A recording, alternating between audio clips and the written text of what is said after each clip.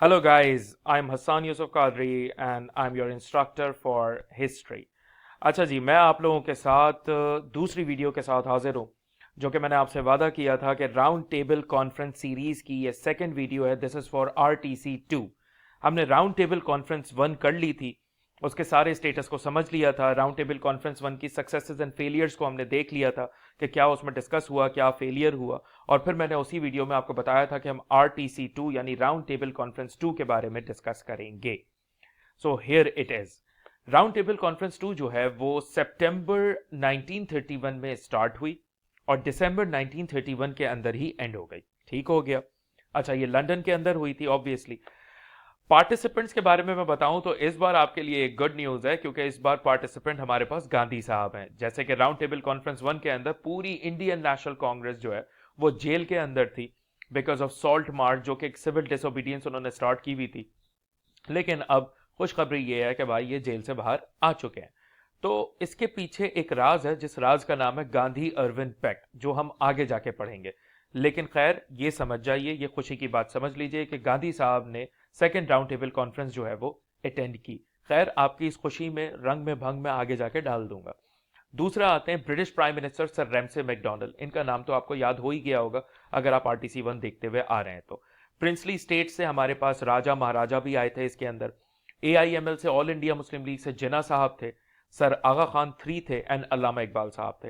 And depress class, अच्छा देखिए depress class ये वर्ड यूज होता है बट दे आर मोस्टली हम ये कह सकते हैं कि अनटचेबल्स या लोअर कास्ट हिंदूज, माइनॉरिटी जो भी कह लें, उनको रिप्रेजेंट करने वाला एक बंदा था BR Ambedkar, a very good politician.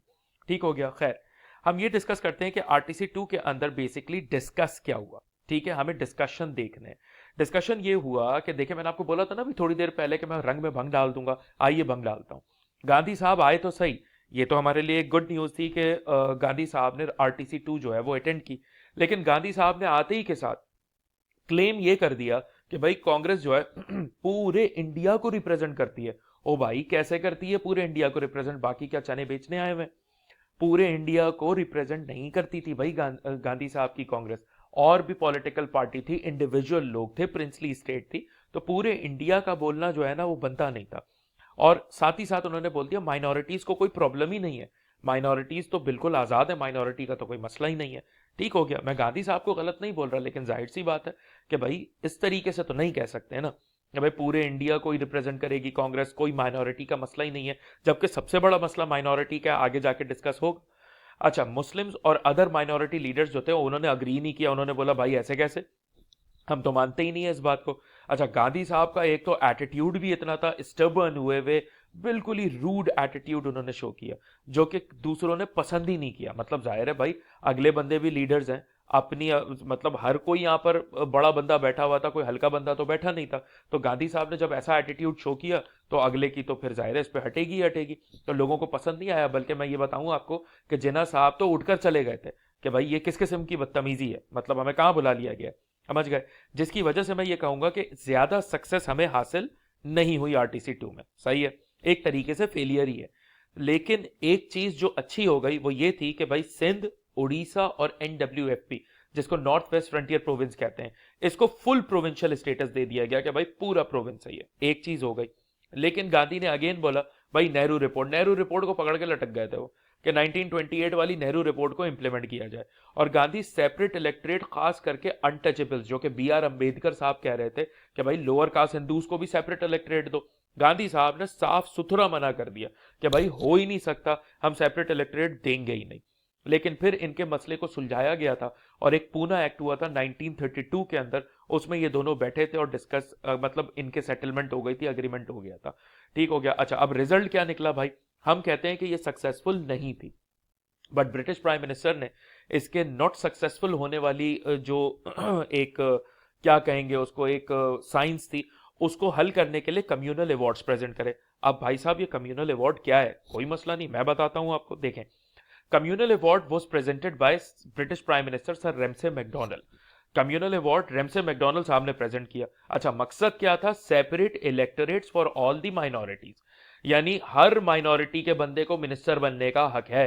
एक तरीके से ये समझ लो, आसान लफ्जों में समझा रहा हूं कि भाई separate electorate for all the minorities. सही हो गया। लेकिन ये सेपरेट इलेक्टोरेट जो इन्होंने दिया था, इसकी टांग पकड़ के लटक गया था गांधी। गांधी बोल रहा था भाई सेपरेट इलेक्टोरेट देने नहीं है अनटचेबल्स को, मतलब नहीं देने। काफी बहसों मुबाहिसे के बाद 1932 के अंदर इन लोगों का मसला सुलझा था, जो कि अभी मैंने आपको ऊपर बताया, पूना एक्ट के अंदर। लेकिन गांधी का ये बिहेवियर जो है वो किसी को पसंद नहीं आ रहा था, और जाहिर है इनका जो कम्युनल अवार्ड था ये भी एक तरीके से खटाई में ही पड़ गया था, क्योंकि इसको मच वैल्यू नहीं दी गई थी। ठीक हो गया। उसके बाद मैंने आपको एक चीज बताई थी कि गांधी साहब ने किस वजह से अटेंड किया आपका सेकंड राउंड टेबल कॉन्फ्रेंस। वो वजह ये रही आपके सामने, गांधी अर्विन पैक्ट।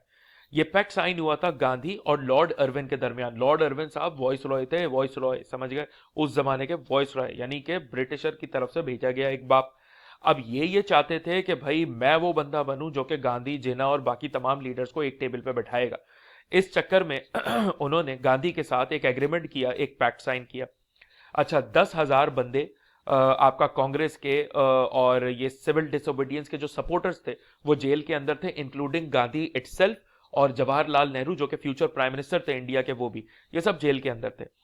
अब ये जो पैक्ट साइन हुआ, इस पैक्ट के तहत अरविंद ने कहा कि भाई तुम्हें सेकंड राउंड टेबल कॉन्फ्रेंस में गांधी जाना पड़ेगा।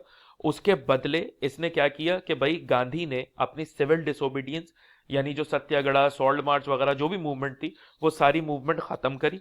एज वेल एज इनके जितने भी बंदे थे उनको जेल से छोड़ा गया, और इंडियंस को ये अलाउ किया गया कि डोमेस्टिक यूज के लिए, यानी अपने लोकल इस्तेमाल के लिए, वो नमक जो है वो उगा उगाना बोल रहा हूँ, माफ करना यार, नमक को जो है वो बना सकते हैं या निकाल सकते हैं या जो भी कर सकते हैं। ठीक है, यानी सॉल्ट का डोमेस्टिक यूज उनके लिए अलाउ कर दिया गया, समझ गए।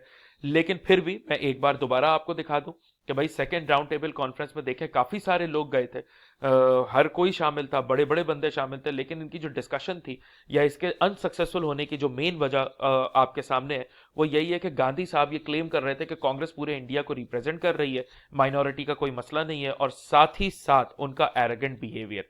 हालांकि कम्युनल अवार्ड प्रेजेंट किया गया, सेपरेट इलेक्टोरेट दिए गए माइनॉरिटीज को मैकडॉनल्ड्स की तरफ से, सर रैमसे मैकडॉनल्ड की तरफ से, गांधी अर्विन पैक्ट साइन हुआ, लॉर्ड अर्विन ने इन लोगों को जेल से रिहा किया, सॉल्ट इस्तेमाल करने की, डोमेस्टिक पर्पस के लिए बेचने बाचने की इस्तेमाल करने की इजाज़त दी। उसके बदले में गांधी साहब ने यह ख़त्म भी किया सिविल डिसोबीडियंस। लेकिन फिर भी सेकंड राउंड टेबल कॉन्फ्रेंस को हम सक्सेसफुल नहीं कहेंगे, क्योंकि जाहिर सी बात है कि बड़े बड़े लीडर जो है वो नाराज़ हो गए थे, खास करके जिन्ना तो उठकर बीच में ही चले गए थे। तो एक तरीके से ये भी अनसक्सेसफुल रही। ठीक है, बाकी और इंपॉर्टेंट वीडियोज़ के लिए आप चैनल को सब्सक्राइब जरूर करें ताकि आपको वीडियोस जो है वो मिलती रहे। ठीक हो गया, थैंक यू सो मच। और कमेंट्स में आप मुझे बता सकते हैं अगर आपका कोई क्वेश्चन है, अगर आपको कोई चीज़ समझ में नहीं आई है या कोई चीज़ आपको अलग से पूछनी है, तो मैं आपको उसका रिप्लाई जो है वो दे दूंगा।